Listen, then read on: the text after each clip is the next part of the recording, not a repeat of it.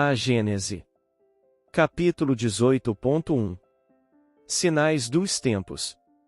1. São chegados os tempos, dizem-nos de todas as partes, marcados por Deus, em que grandes acontecimentos se vão dar para a regeneração da humanidade.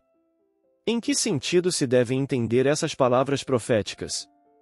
Para os incrédulos, nenhuma importância tem, aos seus olhos, nada mais exprimem que uma crença pueril, sem fundamento. Para a maioria dos crentes, elas apresentam qualquer coisa de místico e de sobrenatural, parecendo-lhes prenunciadoras da subversão das leis da natureza. São igualmente errôneas ambas essas interpretações, e a primeira, porque envolve uma negação da providência, a segunda, porque tais palavras não anunciam a perturbação das leis da natureza, mas o cumprimento dessas leis. 2. Tudo na criação é harmonia, tudo revela uma previdência que não se desmente, nem nas menores, nem nas maiores coisas. Temos, pois, que afastar, desde logo, toda ideia de capricho, por inconciliável com a sabedoria divina. Em segundo lugar, se a nossa época está designada para a realização de certas coisas, é que estas têm uma razão de ser na marcha do conjunto. Isto posto, diremos que o nosso globo, como tudo que existe, está submetido à lei do progresso.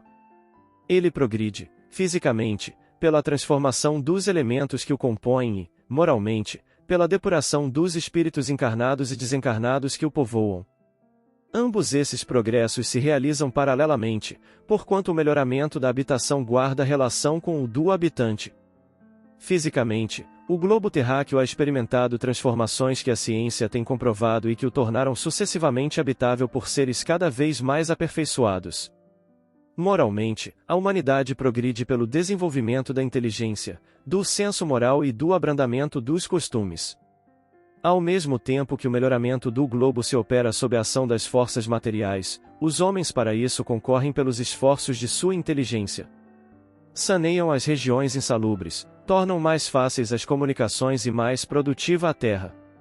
De duas maneiras se executa esse duplo progresso, e uma, lenta, gradual e insensível, a outra, caracterizada por mudanças bruscas, a cada uma das quais corresponde um movimento ascensional mais rápido, que assinala, mediante impressões bem acentuadas, os períodos progressivos da humanidade. Esses movimentos, subordinados, quanto às particularidades, ao livre-arbítrio dos homens, são, de certo modo, fatais em seu conjunto, porque estão sujeitos a leis, como os que se verificam na germinação, no crescimento e na maturidade das plantas.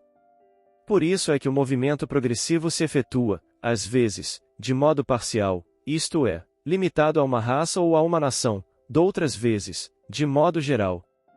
O progresso da humanidade se cumpre, pois, em virtude de uma lei. Ora, como todas as leis da natureza são obra eterna da sabedoria e da presciência divinas, tudo o que é efeito dessas leis resulta da vontade de Deus, não de uma vontade acidental e caprichosa, mas de uma vontade imutável. Quando, por conseguinte, a humanidade está madura para subir um degrau, pode dizer-se que são chegados os tempos marcados por Deus, como se pode dizer também que, em tal estação, eles chegam para a maturação dos frutos e sua colheita. 3. Do fato de ser inevitável, porque é da natureza o movimento progressivo da humanidade, não se segue que Deus lhe seja indiferente que, depois de ter estabelecido leis, se haja recolhido à inação, deixando que as coisas caminhem por si sós. Sem dúvida, suas leis são eternas e imutáveis, mas porque a sua própria vontade é eterna e constante porque o seu pensamento anima sem interrupção todas as coisas. Esse pensamento, que em tudo penetra, é a força inteligente permanente que mantém a harmonia em tudo. Cessasse ele um só instante de atuar e o universo seria como um relógio sem pêndulo regulador.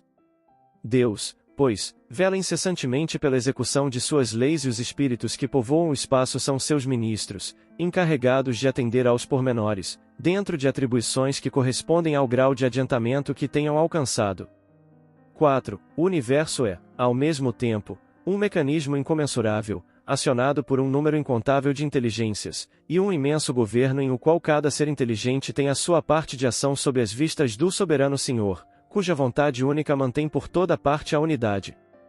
Sob o império dessa vasta potência reguladora, tudo se move, tudo funciona em perfeita ordem. Onde nos parece haver perturbações, O que há são movimentos parciais e isolados, que se nos afiguram irregulares apenas porque circunscrita é a nossa visão. Se lhes pudéssemos abarcar o conjunto, veríamos que tais irregularidades são apenas aparentes e que se harmonizam com o todo. 5. A humanidade tem realizado, até o presente, incontestáveis progressos. Os homens, com a sua inteligência, chegaram a resultados que jamais haviam alcançado, sob o ponto de vista das ciências, das artes e do bem-estar material. Resta-lhes ainda um imenso progresso a realizar, o de fazerem que entre si reinem a caridade, a fraternidade, a solidariedade, que lhes assegurem o bem-estar moral. Não poderiam consegui-lo nem com as suas crenças, nem com as suas instituições antiquadas, restos de outra idade, boas para certa época, suficientes para um estado transitório, mas que, havendo dado tudo o que comportavam, seriam hoje um entrave. Já não é somente de desenvolver a inteligência o de que os homens necessitam, mas de elevar o sentimento e, para isso, faz-se preciso destruir tudo o que superexcite neles o egoísmo e o orgulho. Tal o período em que doravante vão entrar e que marcará uma das fases principais da vida da humanidade. Essa fase, que neste momento se elabora, é o complemento indispensável do estado precedente, como a idade viril o é da juventude. Ela podia, pois, ser prevista e predita de antemão e é por isso que se diz que são chegados os tempos determinados por Deus. 6. Nestes tempos, porém, não se trata de uma mudança parcial, de uma renovação limitada a certa região, ou a um povo, a uma raça. Trata-se de um movimento universal, a operar-se no sentido do progresso moral. Uma nova ordem de coisas tende a estabelecer-se, e os homens, que mais opostos lhes são, para ela trabalham a seu mau grado. A geração futura, desembaraçada das escórias do velho mundo e formada de elementos mais depurados, se achará possuída de ideias e de sentimentos muito diversos dos da geração presente, que se vai a passo de gigante. O velho mundo estará morto e apenas viverá na história, como estão hoje os tempos da Idade Média, com seus costumes bárbaros e suas crenças supersticiosas. Aliás, todos sabem quanto ainda deixa a desejar a atual ordem de coisas.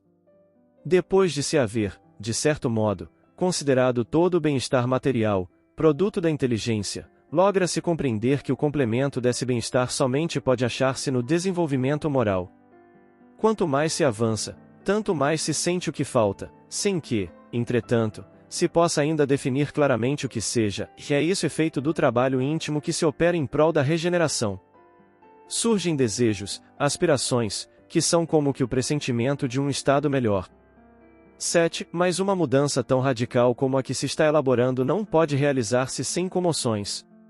Há, inevitavelmente, luta de ideias. Desse conflito forçosamente se originarão passageiras perturbações, até que o terreno se ache aplanado e restabelecido o equilíbrio. É, pois, da luta das ideias que surgirão os graves acontecimentos preditos e não de cataclismos ou catástrofes puramente materiais. Os cataclismos gerais foram consequência do estado de formação da Terra. Hoje, não são mais as entranhas do planeta que se agitam, são as da humanidade. 8. Se a Terra já não tem que temer os cataclismos gerais, nem por isso deixa de estar sujeita a periódicas revoluções, cujas causas, do ponto de vista científico, se encontram explicadas nas instruções seguintes, promanantes de dois espíritos eminentes. Nota de Allan Kardec, extrato de duas comunicações dadas na Sociedade de Paris e publicadas na Revista Espírita de outubro de 1868. São corolários das de Galileu, reproduzidas no capítulo 6º, e complementares do capítulo 9º, sobre as revoluções do globo.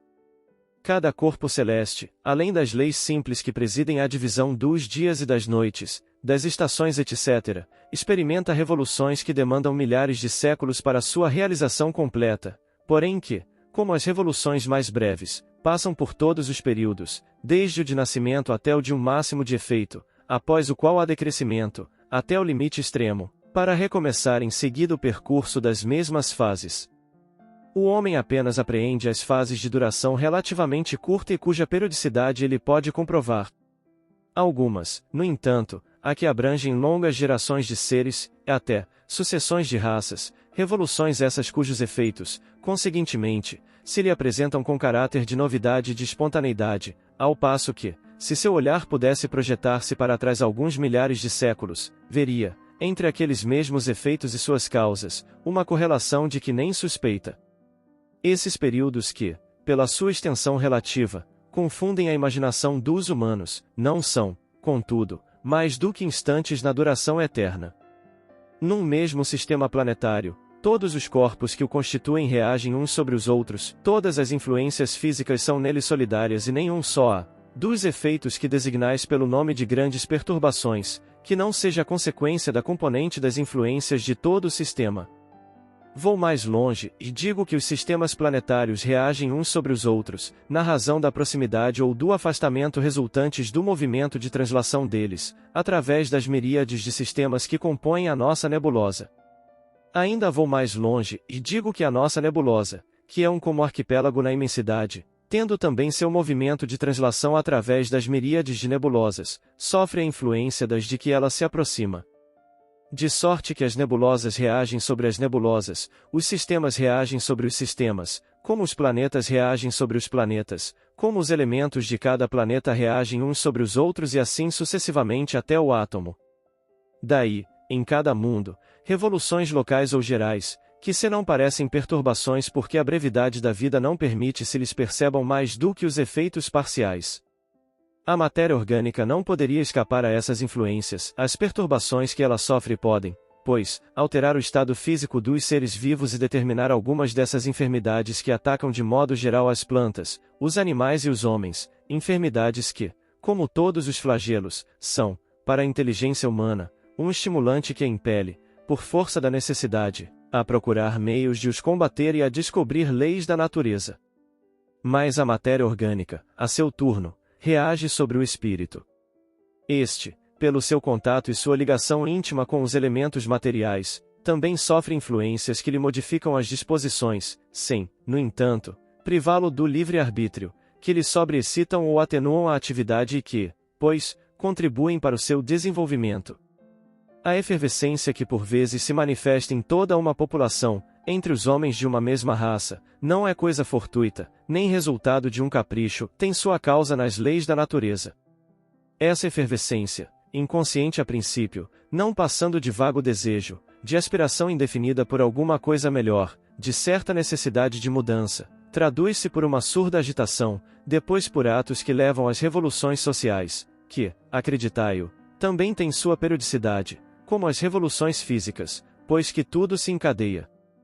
Se não tivesseis a visão espiritual limitada pelo véu da matéria, veríeis as correntes fluídicas que, como milhares de fios condutores, ligam as coisas do mundo espiritual às do mundo material a quando se vos diz que a humanidade chegou a um período de transformação e que a Terra tem que se elevar na hierarquia dos mundos. Nada de místico vejais nessas palavras, vede, ao contrário, a execução da uma das grandes leis fatais do universo, contra as quais se quebra toda a má vontade humana. Arago 9. Sim, de certo, a humanidade se transforma, como já se transformou noutras épocas, e cada transformação se assinala por uma crise que é, para o gênero humano, o que são, para os indivíduos, as crises de crescimento.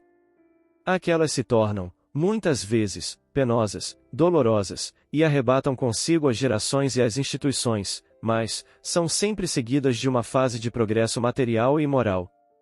A humanidade terrestre, tendo chegado a um desses períodos de crescimento, está em cheio, há quase um século, no trabalho da sua transformação, pelo que a vemos agitar-se de todos os lados, presa de uma espécie de febre como que impelida por invisível força. Assim continuará, até que se haja outra vez estabilizado em novas bases. Quem a observar, então, achá-la muito mudada em seus costumes, em seu caráter, nas suas leis, em suas crenças, numa palavra, que em todo o seu estado social. Uma coisa que vos parecerá estranhável, mas que por isso não deixa de ser rigorosa verdade, é que o mundo dos espíritos, mundo que vos rodeia, experimenta o contra-choque de todas as comoções que abalam o mundo dos encarnados. Digo mesmo que aquele toma parte ativa nessas comoções. Nada tem isto de surpreendente, para quem sabe que os espíritos fazem corpo com a humanidade, que eles saem dela e a ela tem de voltar, sendo, pois, natural se interessem pelos movimentos que se operam entre os homens. Ficai, portanto, certos de que, quando uma revolução social se produz na Terra, abala igualmente o mundo invisível, onde todas as paixões, boas e más, se exacerbam, como entre vós. Indizível efervescência entra a reinar na coletividade dos espíritos que ainda pertencem ao vosso mundo e que aguardam o momento de a ele volver.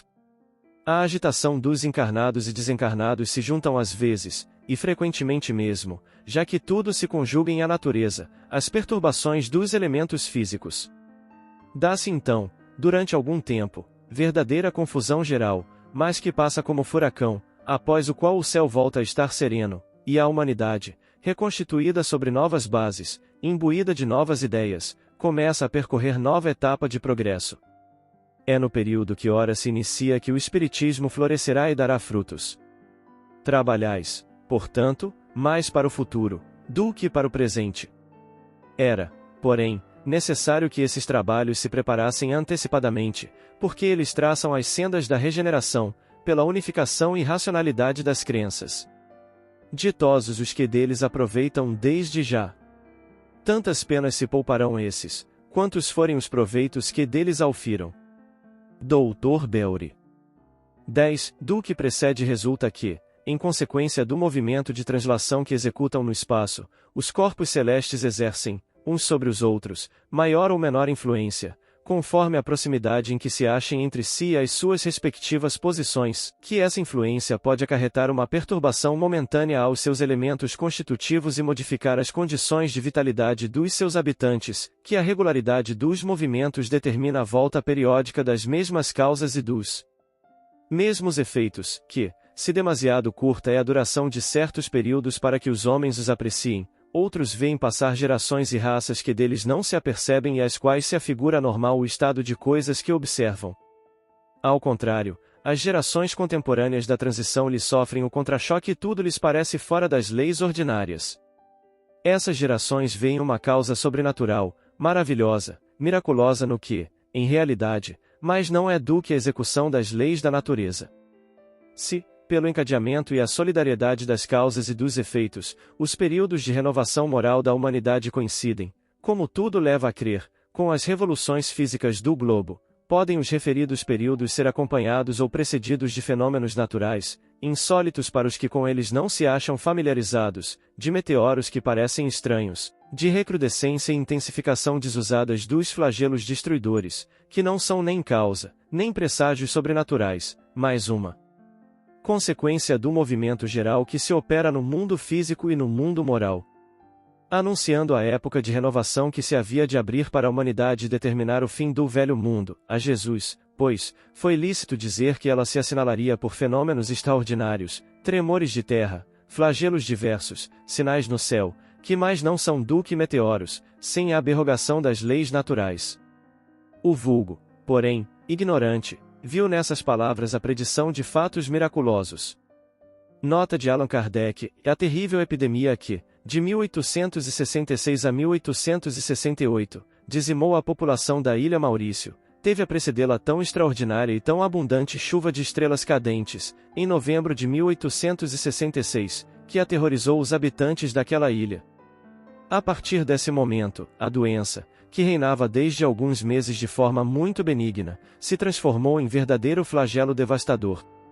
Aquele fora bem um sinal no céu e talvez nesse sentido é que se deve entender a frase "estrelas caindo do céu", de que fala o Evangelho, como um dos sinais dos tempos. Pormenores sobre a epidemia da Ilha Maurício, Revista Espírita, julho de 1867, e novembro de 1868. 11. A previsão dos movimentos progressivos da humanidade nada apresenta de surpreendente, quando feita por seres desmaterializados, que veem o fim a que tendem todas as coisas, tendo alguns deles conhecimento direto do pensamento de Deus. Pelos movimentos parciais, esses seres veem em que época poderá operar-se um movimento geral, do mesmo modo que o homem pode calcular de antemão o tempo que uma árvore levará para dar frutos, do mesmo modo que os astrônomos calculam a época de um fenômeno astronômico, pelo tempo que um astro gasta para efetuar a sua revolução. 12. A humanidade é um ser coletivo em quem se operam as mesmas revoluções morais porque passa todo ser individual, com a diferença de que umas se realizam de ano em ano e as outras de século em século. Acompanhe-se a humanidade em suas evoluções através dos tempos e ver-se-á a vida das diversas raças marcada por períodos que dão a cada época uma fisionomia especial. 13. De duas maneiras se opera, como já o dissemos, a marcha progressiva da humanidade, uma, gradual, lenta, imperceptível, se considerarem as épocas consecutivas, a traduzir-se por sucessivas melhoras nos costumes, nas leis, nos usos, melhoras que só com a continuação se podem perceber, como as mudanças que as correntes de água ocasionam na superfície do globo, a outra, por movimentos relativamente bruscos, semelhantes aos de uma torrente que, rompendo os diques que a continham, transpõe, na alguns anos o espaço que levaria séculos a percorrer. É, então, um cataclismo moral que traga em breves instantes as instituições do passado e ao qual sobrevém uma nova ordem de coisas que pouco a pouco se estabiliza, à medida que se restabelece a calma, e que acaba por se tornar definitiva. Aquele que viva bastante para abranger com a vista as duas vertentes da nova fase, parecerá que um mundo novo surgiu das ruínas do antigo. O caráter, os costumes, os usos, tudo está mudado. É que, com efeito, surgiram homens novos, ou, melhor, regenerados. As ideias, que a geração que se extinguiu levou consigo, cederam lugar a ideias novas que desabrocham com a geração que se ergue. 14. Tornada adulta, a humanidade tem novas necessidades, aspirações mais vastas e mais elevadas, compreende o vazio com que foi embalada, a insuficiência de suas instituições para lhe dar felicidade, já não encontra, no estado das coisas, as satisfações legítimas a que se sente com direito. Despoja-se, em consequência, das faixas infantis e se lança, impelida por irresistível força, para as margens desconhecidas, em busca de novos horizontes menos limitados. É a um desses períodos de transformação, ou, se o preferirem, de crescimento moral, que ora chega a humanidade. Da adolescência chega ao estado viril. O passado já não pode bastar às suas novas aspirações, às suas novas necessidades, ela já não pode ser conduzida pelos mesmos métodos, não mais se deixa levar por ilusões, nem fantasmagorias, sua razão amadurecida reclama alimentos mais substanciosos. É demasiado efêmero o presente, ela sente que mais amplo é o seu destino e que a vida corpórea é excessivamente restrita para encerrá-lo inteiramente. Por isso, mergulha o olhar no passado e no futuro, a fim de descobrir num ou noutro o mistério da sua existência e de adquirir uma consoladora certeza. E é no momento em que ela se encontra muito apertada na esfera material, em que transbordante se encontra de vida intelectual, em que o sentimento da espiritualidade lhe desabrocha no seio, que homens que se dizem filósofos pretendem encher o vazio com as doutrinas do niilismo e do materialismo. Singular aberração. Esses mesmos homens, que intentam impelir para a frente a humanidade, se esforçam por circunscrevê-la no acanhado círculo da matéria, donde ela anseia por escapar-se. Velam-lhe o aspecto da vida infinita e lhe dizem, apontando para o túmulo, nec plus ultra. 15. Quem quer que haja meditado sobre o espiritismo e suas consequências e não o circunscreva à produção de alguns fenômenos terá compreendido que ele abre à humanidade uma estrada nova e lhe desvenda os horizontes do infinito.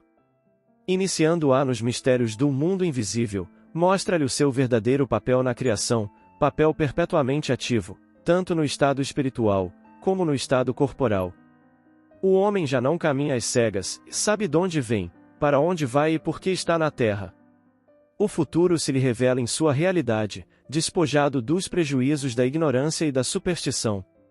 Já não se trata de uma vaga esperança, mas de uma verdade palpável, tão certa como a sucessão do dia e da noite.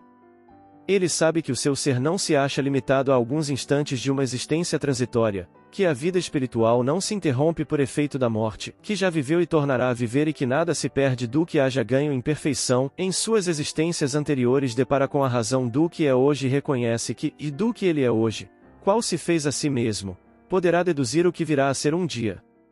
16. Com a ideia de que a atividade e a cooperação individuais na obra geral da civilização se limitam à vida presente, que, antes, a criatura nada foi e nada será depois, em que interessa ao homem o progresso ulterior da humanidade?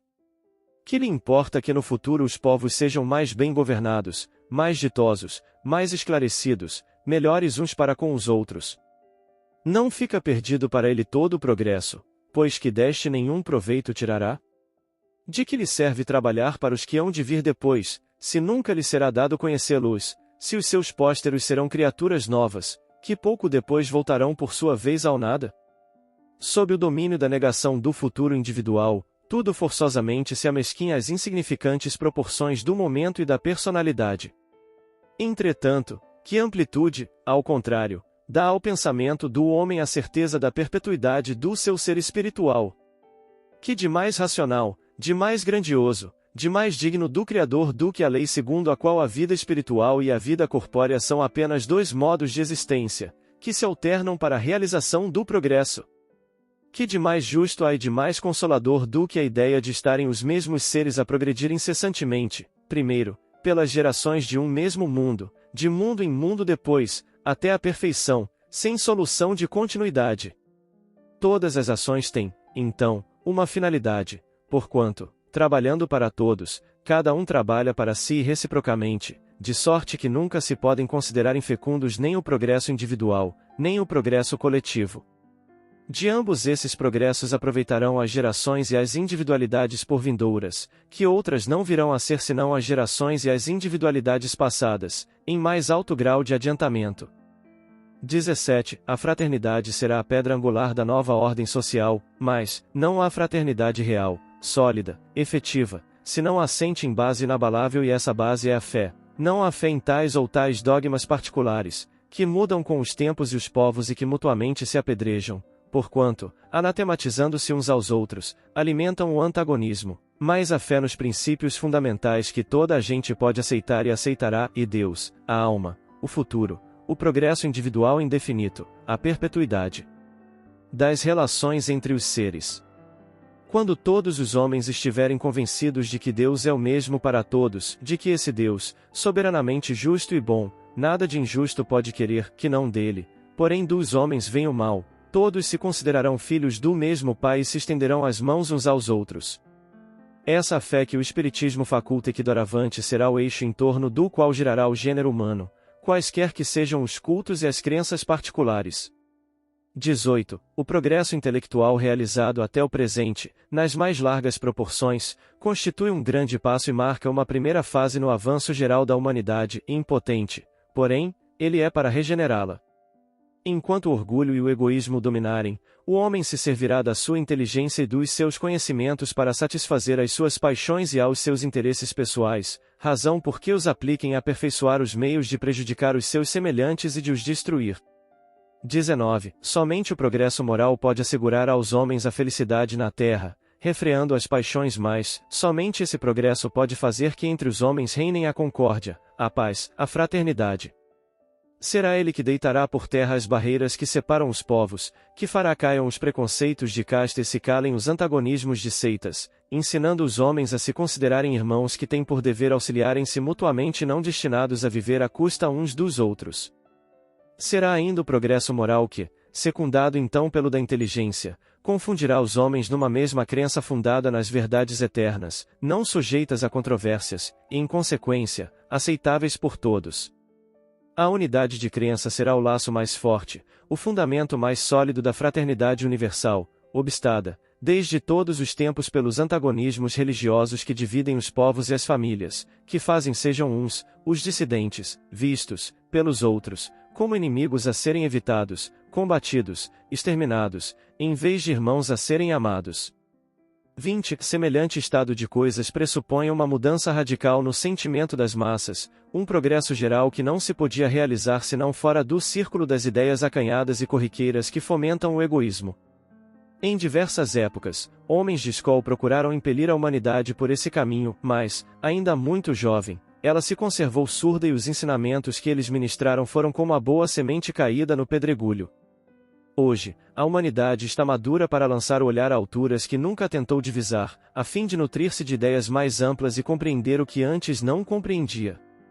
A geração que desaparece levará consigo seus erros e prejuízos, a geração que surge, retemperada em fonte mais pura, imbuída de ideias mais sãs, imprimirá ao mundo ascensional movimento, no sentido do progresso moral que assinalará a nova fase da evolução humana. 21. Essa fase já se revela por sinais inequívocos, por tentativas de reformas úteis e que começam a encontrar eco. Assim é que vemos fundar-se uma imensidade de instituições protetoras, civilizadoras e emancipadoras, sob o influxo e por iniciativa de homens evidentemente predestinados à obra da regeneração, que as leis penais se vão apresentando dia a dia impregnadas de sentimentos mais humanos. Enfraquecem-se os preconceitos de raça, os povos entram a considerar-se membros de uma grande família, pela uniformidade e facilidade dos meios de realizarem suas transações, eles suprimem as barreiras que os separavam e de todos os pontos do mundo reúnem-se em comícios universais, para as justas pacíficas da inteligência. Falta, porém, a essas reformas uma base que permita se desenvolvam, completem e consolidem, falta uma predisposição moral mais generalizada, para fazer que elas frutifiquem e que as massas as acolham. Ainda aí há um sinal característico da época, porque é o prelúdio do que se efetuará em mais larga escala, à proporção que o terreno se for tornando mais favorável. 22. Outro sinal não menos característico do período em que entramos encontra-se na reação que se opera no sentido das ideias espiritualistas, na repulsão instintiva que se manifesta contra as ideias materialistas. O espírito de incredulidade, que se apoderara das massas, ignorantes ou esclarecidas, e as levava a rejeitar com a forma a substância mesma de toda a crença, parece ter sido um sono, a cujo despertar se sente a necessidade de respirar um ar mais vivificante. Involuntariamente, lá onde o vácuo se fizera, procura-se alguma coisa, um ponto de apoio.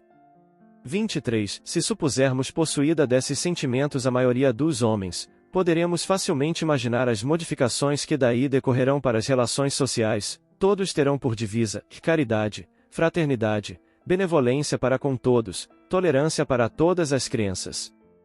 É a meta para que tende evidentemente a humanidade, esse é o objeto de suas aspirações, de seus desejos, sem que, entretanto, ela perceba claramente por que meio as há de realizar. Ensaia, tateia, mas é detida por muitas resistências ativas, ou pela força de inércia dos preconceitos, das crenças estacionárias e refratárias ao progresso. Faz-se-lhe mister vencer tais resistências e essa será a obra da nova geração. Quem acompanhar o curso atual das coisas reconhecerá que tudo parece predestinado a lhe abrir caminho.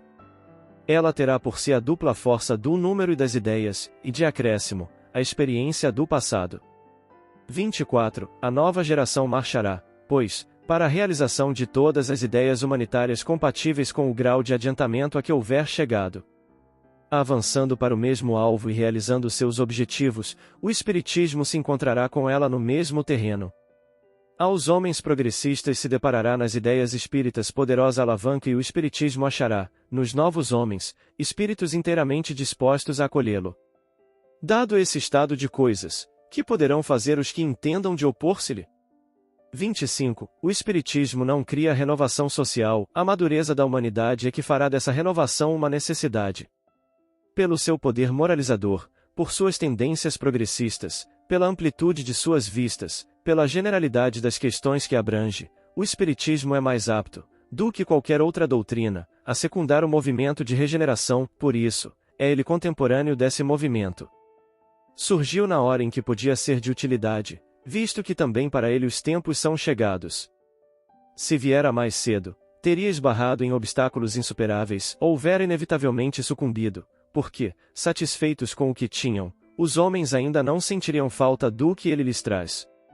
Hoje, nascido com as ideias que fermentam, encontra preparado o terreno para recebê-lo.